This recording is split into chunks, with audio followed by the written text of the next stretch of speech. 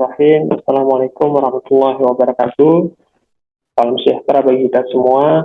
Perkenalkan, nama saya Lauhil Mahfud Haisman, dosen di program studi Teknik Listrik, jurusan Teknik Elektro, Politeknik Negeri Banjarmasin. Pada kesempatan kali ini, saya akan menyampaikan pernyataan diri dosen dalam unjuk kerja Tridharma Perguruan Tinggi bidang pengajaran. Salah satu mata kuliah yang saya ampu yaitu Operasi Pemeliharaan Jaringan Distribusi Tenaga Listrik. Mata kuliah ini merupakan rumpun mata kuliah keahlian yang terdiri dari 2 SKS teori dan 1 SKS praktek dengan kode mata kuliah C01-20506 yang ditempuh pada semester 5. Sebelum mahasiswa menempuh mata kuliah ini, mahasiswa telah mengikuti dan lulus mata kuliah rangkaian listrik 1, rangkaian listrik 2, dan mata kuliah distribusi tenaga listrik.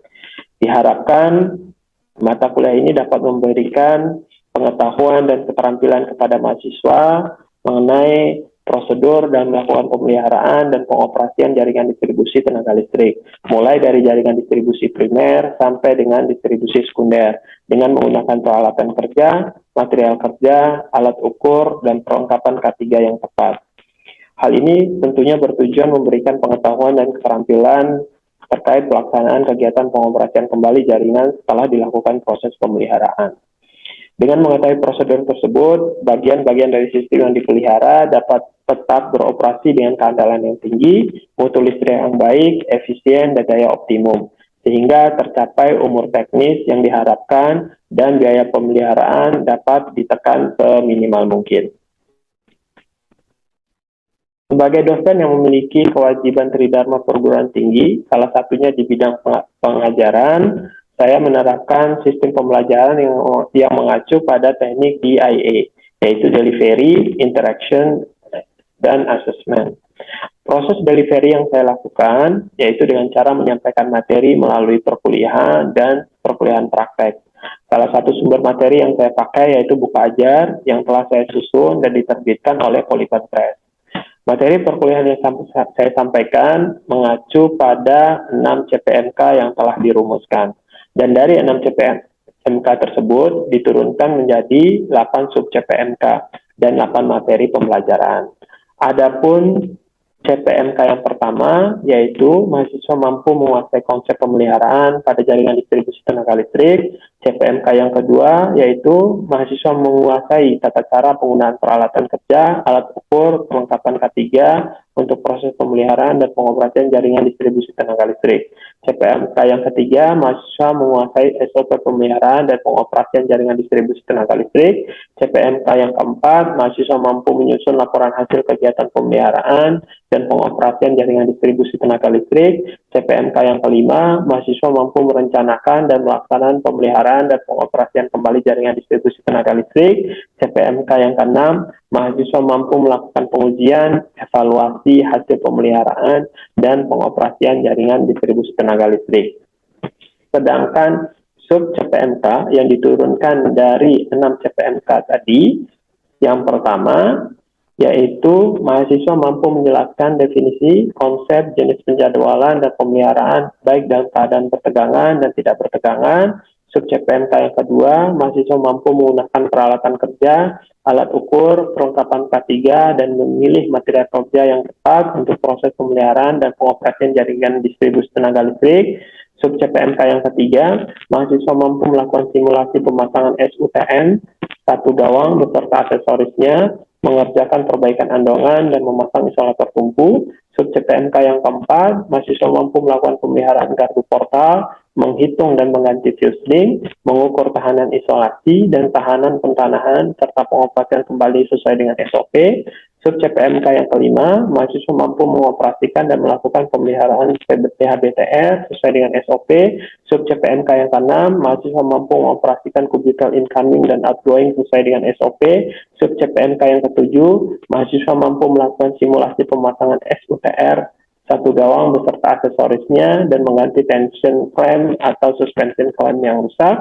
Sub CPMK yang ke-8, mahasiswa mampu memasang, melakukan commissioning dan simulasi pengawasan KWH meter 3 faz, baik untuk pengawasan pada kondisi normal maupun pengawasan tidak normal. Sedangkan materi pembelajaran terdiri dari 8 materi pembelajaran Yang pertama, pemeliharaan jaringan distribusi tenaga listrik. Yang kedua, peralatan kerja, material kerja, alat ukur, dan perlengkapan K3 untuk proses pemeliharaan dan pengoperasian jaringan distribusi tenaga listrik. Materi yang ketiga, pemasangan dan pemeliharaan saluran udara tegangan menengah. Materi yang keempat, pengoperasian dan pemeliharaan gardu distribusi. Materi yang kelima, pengoperasian dan pemeliharaan panel hubung bagi tegangan rendah. Materi yang keenam, pengoperasian kubikel 20 kV. Materi yang ketujuh, pemasangan dan pemeliharaan saluran udara tegangan rendah. Materi yang ke-8, pemasangan dan penggantian KWH meter 3 fals. Guna mendukung proses pembelajaran, saya menggunakan beberapa pustaka seperti berikut ini. Sedangkan proses interaction yang saya lakukan itu menitik beratkan pada terjadinya komunikasi dua arah atau lebih, dan mahasiswa sebagai subjek pembelajaran atau yang umum dikenal dengan student centered learning. Proses interaksi tersebut dapat dilakukan dengan metode pembelajaran. Yang pertama, small group discussion, yaitu proses pembelajaran yang saya lakukan dengan membentuk kelompok kecil, di mana tujuannya agar mahasiswa memiliki keterampilan memecahkan masalah-masalah yang dapat terjadi pada proses operasi dan pemeliharaan jaringan distribusi tenaga listrik. Metode pembelajaran yang kedua yaitu collaborative learning, yaitu proses di mana peserta didik saya bagi pada berbagai tingkat kemampuan, bekerja sama dalam tim untuk melakukan beberapa kegiatan praktek pengoperasian dan pemeliharaan jaringan distribusi tenaga listrik. Metode pembelajaran yang ketiga yaitu self-direct learning, yaitu proses belajar untuk memiliki keterampilan dalam belajar secara mandiri. Selanjutnya yaitu assessment atau sistem penilaian. Jadi sistem penilaian ini adalah proses penilaian yang saya lakukan untuk menilai secara objektif dan transparan mengenai kemampuan masing-masing peserta didik atau mahasiswa dalam menyerap materi yang telah disampaikan. Aspek penilaian yang saya gunakan merupakan standar penilaian dari lembaga yang terdiri dari 4 indikator penilaian. Yang pertama yaitu kehadiran dengan bobot nilai 15%, perilaku dengan bobot nilai 15%, praktek dengan bobot nilai 50%, dan UAS dengan bobot nilai 20%. Di mana untuk nilai tugas, baik itu tugas mandiri maupun tugas kelompok, saya masukkan sebagai bagian dari penilaian praktek. Sedangkan untuk nilai UTS, saya masukkan sebagai bagian dari penilaian UAS. Baik, demikian penjelasan tentang perkuliahan yang saya laksanakan. Berikut disajikan cuplikan rekaman video proses pembelajaran untuk materi praktek pengoperasian kubikel. Selamat menyaksikan. Oke, bismillahirrahmanirrahim. Assalamualaikum warahmatullahi wabarakatuh. Waalaikumsalam warahmatullahi wabarakatuh. Selamat siang, salam sejahtera untuk kita semua. Siap. Apa kabar kalian semuanya? Alhamdulillah baik. Alhamdulillah, mudah-mudahan kita selalu tetap dalam keadaan sehat. Amin. Ya, tetap semangat ya. Oke, sebelum kita mulai perkuliahan pada siang hari ini, ada baiknya kita berdoa terlebih dahulu. Semoga apapun yang kita kerjakan pada hari ini selalu diberikan kemudahan. Apapun yang kita diskusikan, mudah-mudahan ilmunya bisa terserap dengan baik. Amin. Gitu ya. Mudah-mudahan dikasih keberkahan oleh Allah. Untuk itu kita berdoa sesuai dengan agama dan kepercayaan kita masing-masing. Berdoa mulai.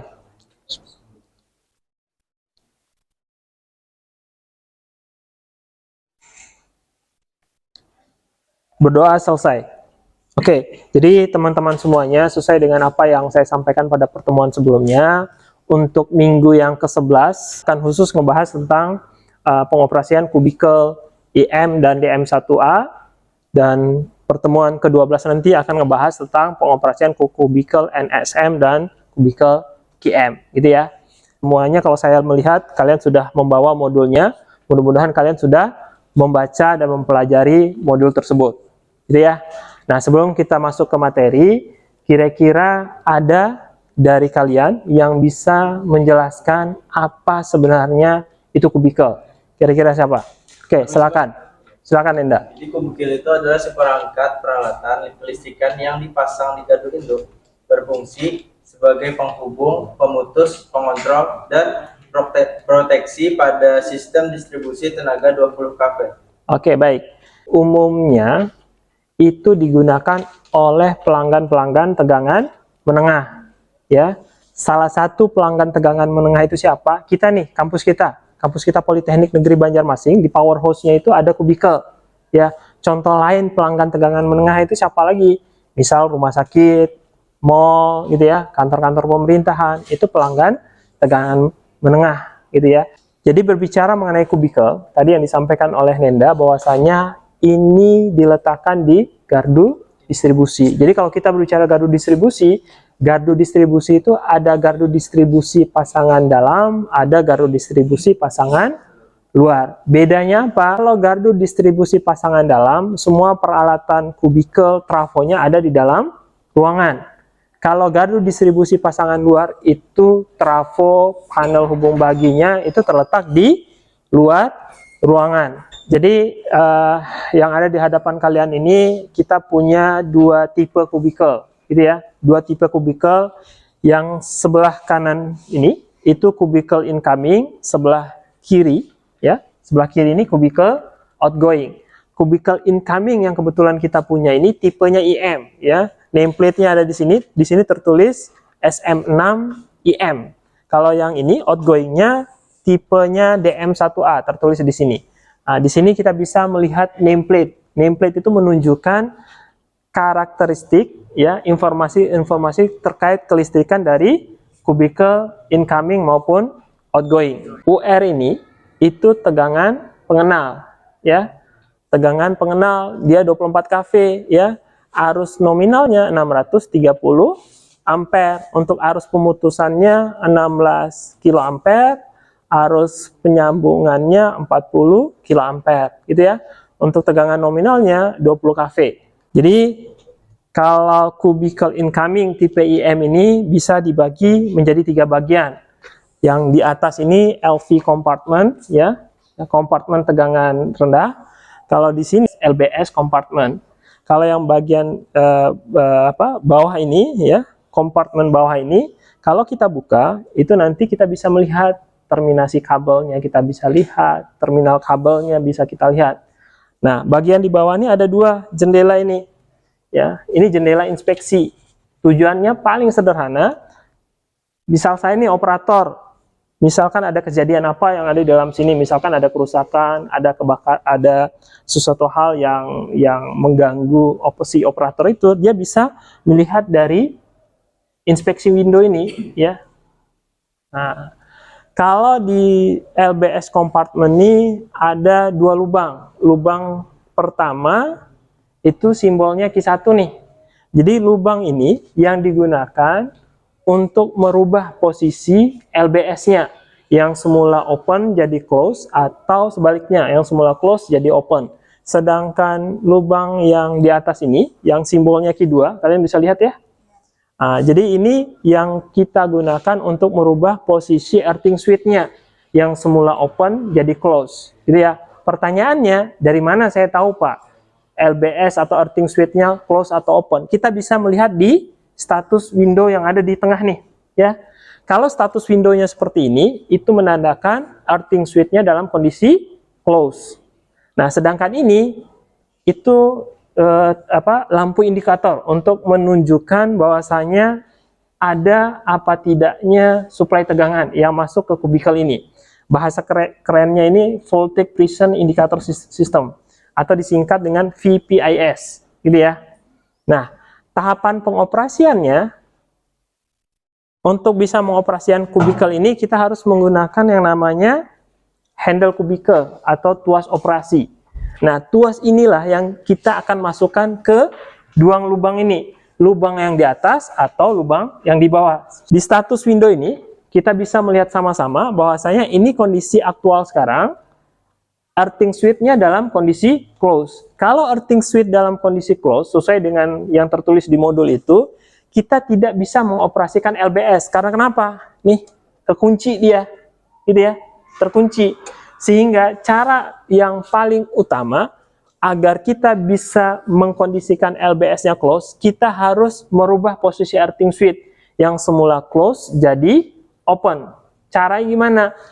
Handle ini kita masukkan di lubang yang key 2 yang ada di atas ini. Perhatikan, ini ada semacam toggle-nya gitu ya, sisi atas, sisi bawahnya. Kita sesuaikan dengan lubangnya. Kalau kita mau melepas, membuka, melepas itu sama aja kata-katanya. Itu kita arahkan tuas ini menuju ke angka 0. Artinya berlawanan dengan arah jarum jam. Kalau kita mau masukkan, kebalikan. Berarti menuju ke arah 1. Kita putar handle-nya ini. Gitu ya. Oke, kita mulai yang pertama. Kita masukkan ke tuas handle, ke lubang untuk merubah earthing switch. Pada saat kita memutar ini punya tekniknya. Pada saat kita putar, tidak semua tangan harus ada di sini. Salah satu tangannya ditaruh di, nah, gitu ya, di sini. Jadi semua tangan tidak boleh ada di sini, gitu ya. Kita putar itu sekali putaran saja. Bismillahirrahmanirrahim.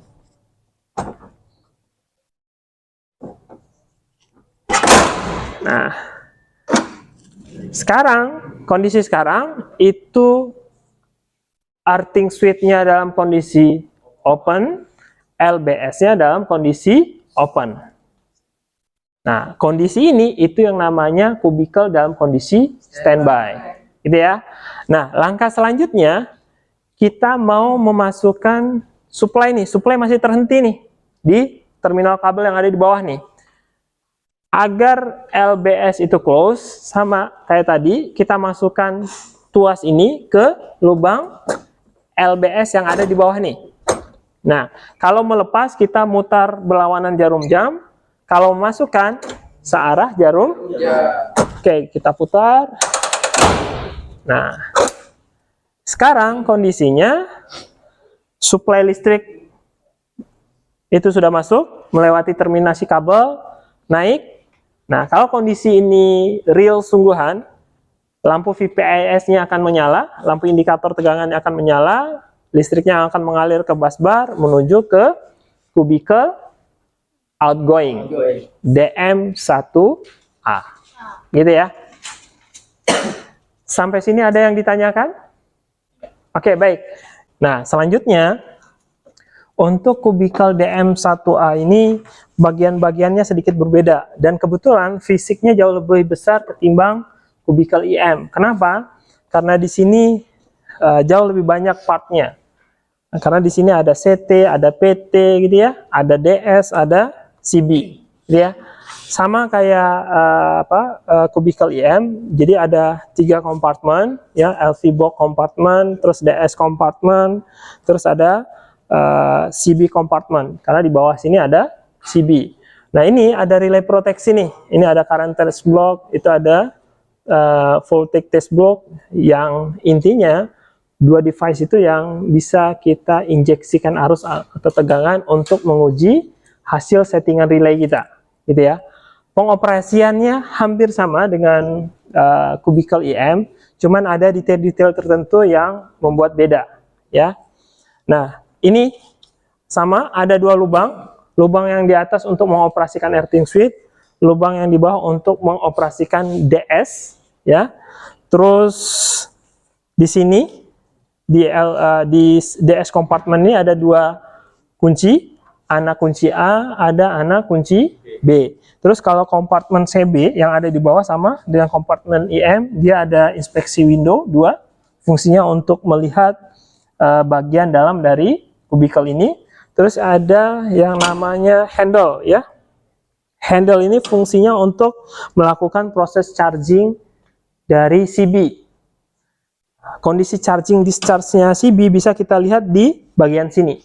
Nah, kalau warnanya seperti ini atau bentuknya seperti ini, berarti itu menandakan CB-nya dalam kondisi discharging, ya.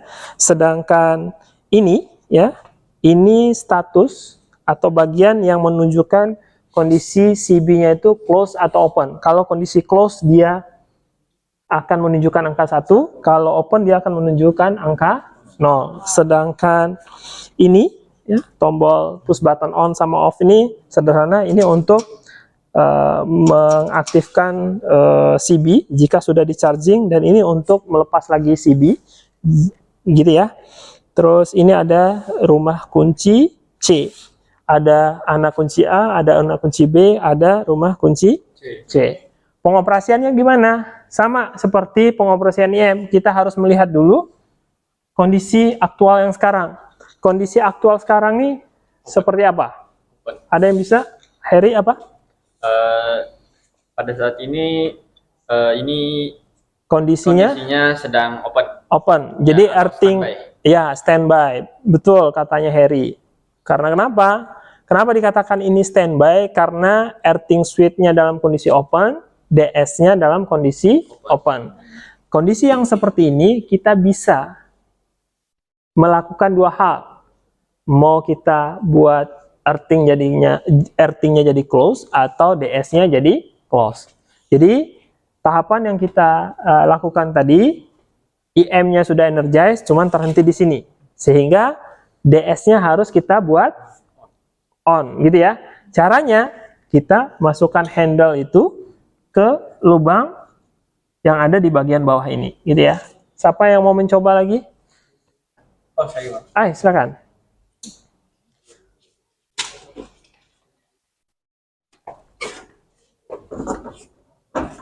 Oke, jadi putarannya kalau kita mau buat close, searah apa berlawanan?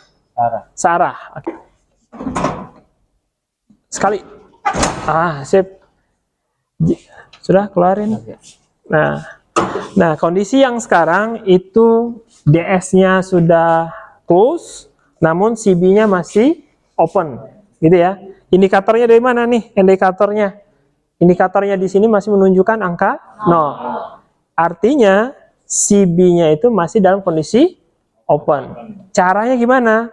Caranya kita lepas anak kunci A ini dari rumah kunci B.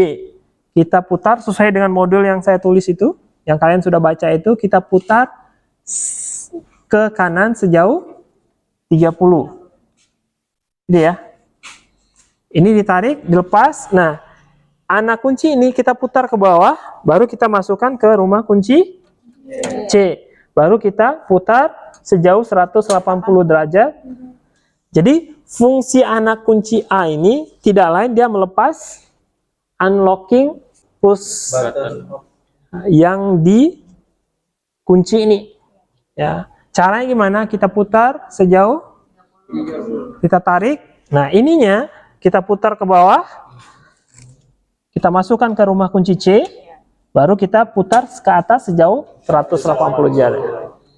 Terlepaslah push button off-nya ini dari kunciannya tadi. Nah, tahapan selanjutnya kita charging. Apa yang kita charging? Kita charging yang namanya spring CB-nya. Caranya charging tinggal menekan handle ini. Gitu ya. Ini ditekan sampai kapan? Sampai status Windows charging discharge-nya berubah. Nah, kalau kondisi seperti ini, itu menandakan bahwasanya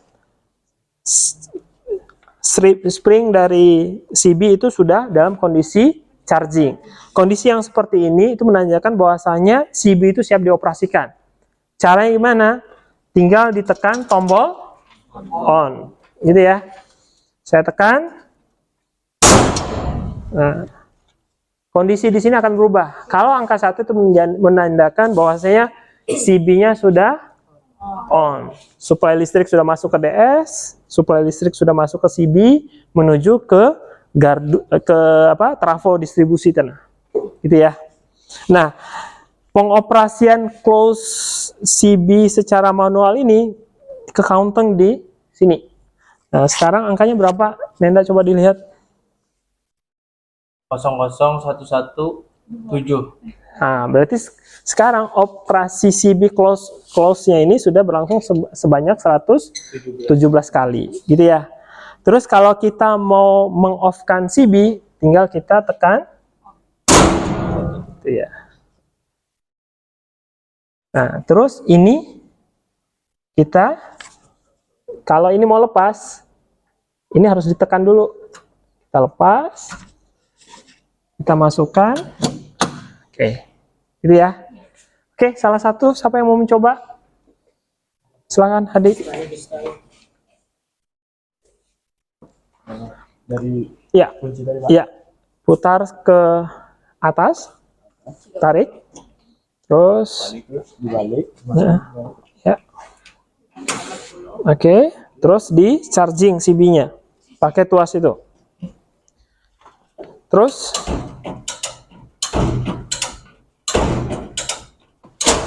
oke. Terus tekan tombol on.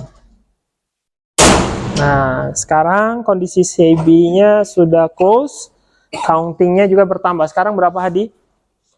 Jadi berapa nih? 118. 118. Jadi counting terus. Nah, counting ini kita bisa melihat riwayat ini sudah dioperasikan berapa kali. Sebenarnya kita mengoperasikan CB close open itu secara manual untuk dalam rangka mungkin pemeliharaan, pengetesan saja. Yang sebenarnya CB itu hanya bekerja jika diperintah oleh relay ini, gitu ya. Jika ada gangguan, yang mendeteksi kondisi gangguan itu relay ini. Ya, relay ini akan mengirimkan sinyal ke CB untuk close atau open, gitu ya. Sampai sini ada yang ditanyakan? Silakan. Pak, Ya. bertanya, fungsi dari kunci B itu apa, Pak? Oke, baik. Jadi di sini seperti yang sudah saya sampaikan sebelumnya, bahwasanya ada anak kunci A, ada anak kunci B, ada rumah kunci A, ada rumah kunci B, ada rumah kunci C. Gitu ya. Nah, kalau tadi rumah kunci A ini, kalau saya off-kan dulu ini ya. Saya off-kan, saya balikkan. Gitu ya. Jadi, rumah anak kunci B ini sama fungsinya dengan anak kunci A. Cuman yang membedakan, kalau anak kunci A ini kita bisa mengoperasikan CB close open dalam kondisi DS-nya close. Gitu ya. Kenapa gitu? Karena yang bisa ditarik keluar itu cuman anak kunci A. Kalau anak kunci B ini kada bisa ditarik. Karena kenapa? Anak kunci B ini hanya bisa dilepas dari rumah kunci B apabila kondisi DS-nya dalam kondisi open atau standby. Gitu ya. Kita buktikan ke DS-nya. Oke, benar. Oke, nah sekarang kita mau tes nih. Anggaplah kita baru melakukan perbaikan dari CB. Terus kita ingin coba untuk meng-on-kan atau meng-close-kan CB gitu ya. Tapi dalam kondisi DS-nya standby atau DS-nya open gitu ya. Kalau DS-nya open, kunci A ini kada bisa dibuka. Nggak bisa dibuka nih kunci A. Yang bisa kita pakai anak kunci B gitu ya. Ada yang lain lagi yang ingin mencoba? Siapa? Ayo silakan Iqbal. Oke. Tahapannya sama. Putar anak kunci B, tarik, terus pindah ke C, betul. Itu di oke. 180 ke atas. Putar. Nah. Ulang. Oke. Baru di charging. Oke. Jadi gitu ya teman-teman semuanya, bahwasanya anak kunci terus. Anak kunci B itu sama fungsinya dengan anak kunci A untuk melepas unlocking push button off. Bedanya anak kunci A kita bisa gunakan apabila DS dalam kondisi close. Nah, kalau anak kunci B bisa kita gunakan dalam kondisi DS-nya standby. Gitu ya. Oke, ditekan. Di-on-kan CB-nya. Oke, sudah. Oke, saya rasa itu untuk proses atau tahapan pengoperasian kubikel. Mulai dari incoming sampai dengan outgoing. Kira-kira ada yang hal lain yang ingin ditanyakan? Saya persilakan. Nah, nanti modulnya itu kalian tinggal isi checklist sesuai tahapan tadi ya. Nah, setelah itu modulnya kalian kumpulkan. Ada pertanyaan? Oke? Oke, kalau tidak ada, saya cukupkan untuk pertemuan hari ini. Mudah-mudahan apa yang saya sampaikan bermanfaat untuk kita semua. Kita ketemu lagi di pertemuan selanjutnya. Saya rasa itu. Terima kasih. Assalamualaikum warahmatullahi wabarakatuh. Waalaikumsalam warahmatullahi wabarakatuh. Demikian PDD UKTPT dalam bidang pengajaran yang dapat saya sampaikan. Jika ada kekurangan, mohon dimaafkan. Atas perhatiannya, saya ucapkan terima kasih. Wabillahi taufiq wal hidayah. Wassalamualaikum warahmatullahi wabarakatuh.